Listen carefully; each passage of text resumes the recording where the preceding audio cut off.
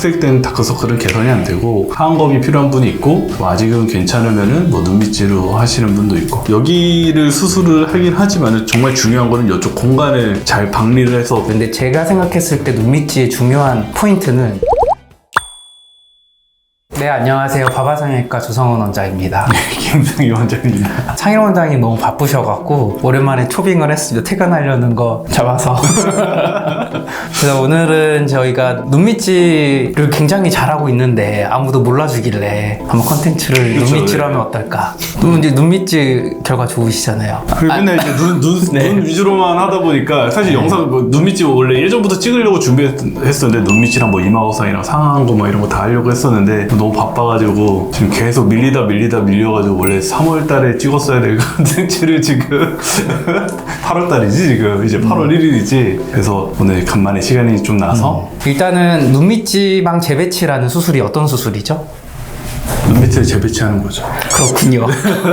눈 밑에 있는 지방을 눈밑고랑 인대를 끊어주고 이쪽 공간에 이렇게 펼쳐서 고정해주는 수술입니다. 그 보통 많이 여쭤보시는 건 회복 기간 여쭤보시잖아요. 회복 기간은 일단 실밥은 안 풀어도 되니까 실밥 풀러 오진 않으셔도 되고 멍이나 이런 게 좀 드시는 분들이 있어서 그래도 뭐 쌍꺼풀 수술보다는 붓기나 이런 게 좀 빨리 빠지거든요. 한 달이면 거의 다 회복되시는 것 같아요. 한 달 정도면은. 여기 저희 이렇게 테이핑 하나 해드리잖아요. 그거는 한 그거 3, 4일 정도 있다가 그냥 제거하셔도 됩니다.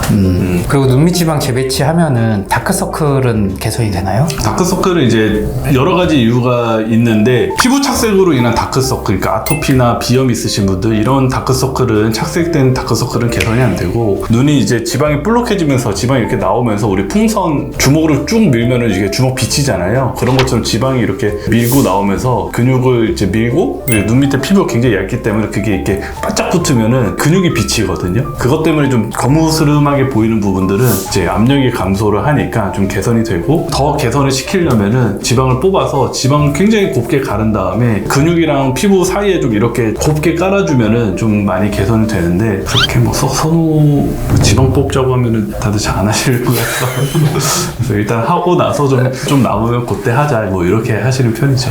그리고 이제 보통 한 30대까지는 지방 재배치를 하면 되는데 한 5, 60대 분 오셔서 지방 재배치하고 싶다고 하시면 난감해요. 네. 그때 하안검을 좀 추천을 드리잖아요. 근데 차이를 잘 모르시니까 차이가 어떻게 되죠? 뭐 눈밑지방 재배치 더하기 피부 절제, 늘어진 피부를 이제 절제해주는 게 하안검이라고 보시면 될 것 같은데 이제 하안검을 하면서 뭐 외양각 고정이라고 좀 이제 안윤근, 눈 둘레 근육이 더 늘어지지 않게끔 좀 이렇게 고정시켜주는 거나 뭐 필요하면 중안면 거상도 이렇게 같이 하는 경우도 있죠. 보통 20대, 30대 그리고 40대 분들은 한 절반 정도, 반반. 40대 분들이 좀 제일 억울할 수 있겠어. 어떤 분 친구는 눈밑지고 자기는 하안검 해야 된다고 그러면 좀 억울할 수 있는데 40대 분들은 좀 그 피부 늘어짐 정도에 따라서 하안검이 필요한 분이 있고 뭐 아직은 괜찮으면은 뭐 눈밑지로 하시는 분도 있고 50대 분들은 한 9대1 정도 60대부터는 그냥 100%. 피부 늘어짐이랑 제일 좀 연관이 있어요. 눈밑 지방 재배치는 말 그대로 지방만 재배치하는 거지 피부를 전혀 건드리지 않기 때문에 피부에 늘어짐이 있었을 때는 뭐 하안검을 하시는 게 맞다라고 생각을 합니다.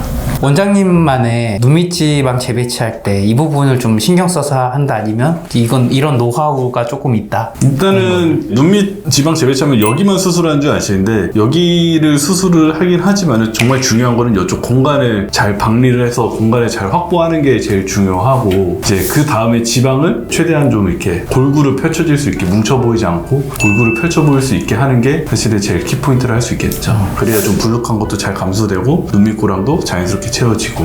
저는 환자분께 좀 드리고 싶은 팁이 있는데 딴 병원에서 눈밑지방 재배치를 한다 그러고 제거만 하는 병원 되게 많잖아요. 약간 비양심적이라고 해야 되나? 그렇죠. 이름을 그러면 눈밑지방 제거라고 표현해야 되는데 네, 재배치라고 표현하고 제거만 하고 재배치는 안 하고 그렇게 되면 이게 후에 보면 여기 퀭하잖아요. 너무 다 빠져요. 꺼져 보이죠, 오히려. 맞아요. 네, 이 볼륨이 너무 없으니까 오히려 이쪽이 너무 이제 움푹 들어가서 좀 패어 보입니다. 그러면 원장님 그런 경우는 어떻게 하세요? 눈밑지방 재배치를 해야 될지 안 해야 될지 좀 애매한 케이스들을 기준점을 어떻게 잡는 편이세요? 아, 이거 진짜 원장님마다 좀 다른 것 같은데 저는 좀 웃을 때 많이 볼록하고 이러면 재배치를 추천을 드리고 많이 볼록하지 않고 이제 고랑만 좀 채우고 싶다 이런 경우에는 저는 필러로 여기 단차만 조금 메꿔줘도 좀 효과는 좀 괜찮은 것 같아요. 눈밑지방 재배치를 하면은 애교살이 더 커지나요? 작아지나요? 좀 드러나죠. 그렇죠. 네, 저도 드러나죠. 그렇게 그러니까 작아지지는 않고 이제 묻혀있던 애교살이 이제 경계가 굉장히 좀 이렇게 불분명해지면서 이렇게 없는 듯하게 보이시는 분들이 눈밑지방 재배치 하게 되면 애교살이 좀 드러나는 경우는 많습니다. 눈밑지방 재배치할 때 또 경막 강화가 중요하잖아요. 그렇죠, 중요하죠. 그 경막 강화라는 수술은 어떤 수술일까요? 지방 주머니를 앞에 싸고 있는 게 지방 경막이라고 하는데 사실 지방이 늘어나진 않아요. 나이가 들면서 오히려 눈 아래에 있는 지방은 좀 그냥 이제 감소가 다리를 꼬고 이야기하시고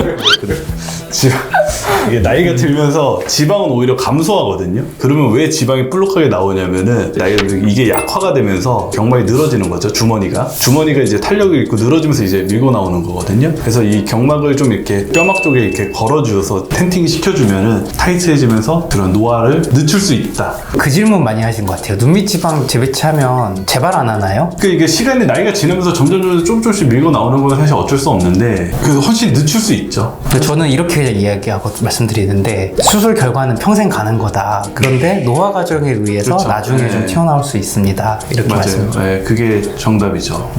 그리고 눈밑지방 재배치를 하면은 눈 밑에 잔주름 개선도 되나요? 안 됩니다. 피부 스킨 텍스처는 눈밑지방 재배치로는 어떻게 해결할 수 없고 그거는 이제 요즘 나오는 제품들 있잖아요. 뭐 스킨 부스터류들 그런 걸 이용해서 하는 게 훨씬 효과적이고 눈밑지방 재배치는 어쨌든 지방을 재배치해 줌으로써 그 볼륨감이나 이런 거를 컨트롤해 주는 거기 때문에 피부의 그런 이제 텍스처나 질감 같은 거는 사실 잘 변하지는 않습니다. 그 저희가 하고 싶은 얘기가 있는데 눈밑지방 재배치가 보통 이 볼록한 부분을 펴주는 것만 생각하시는 것 같아요. 근데 제가 생각했을 때 눈밑지의 중요한 포인트는 이 하얀 검의 아랫눈꺼풀의 길이를 좁게 만드는 게 저는 포인트라고 생각을 하거든요. 그렇죠. 아랫눈꺼풀의 길이가 길어 보이면 나이 들어 보여요. 그래서 여기를 오목하게 해주고 아래를 볼록하게 해주면 아랫눈꺼풀 길이가 짧아 보이거든요. 그렇게 만들어주는 게 제일 궁극적인 목표입니다. 판판하게 하려는 게 목표가 아니에요. 그러니까 눈밑이 굉장히 회복도 빠르고 사실 간단하면서도 좋은 수술이죠. 네, 좋은 수술이고 오늘 이제 눈밑치에 대해서 이야기해봤고 다음엔 디미트임으로 찾아뵙도록 하겠습니다. 지금까지 바바서의 주성 원장이었습니다. 김상희 원장이었습니다.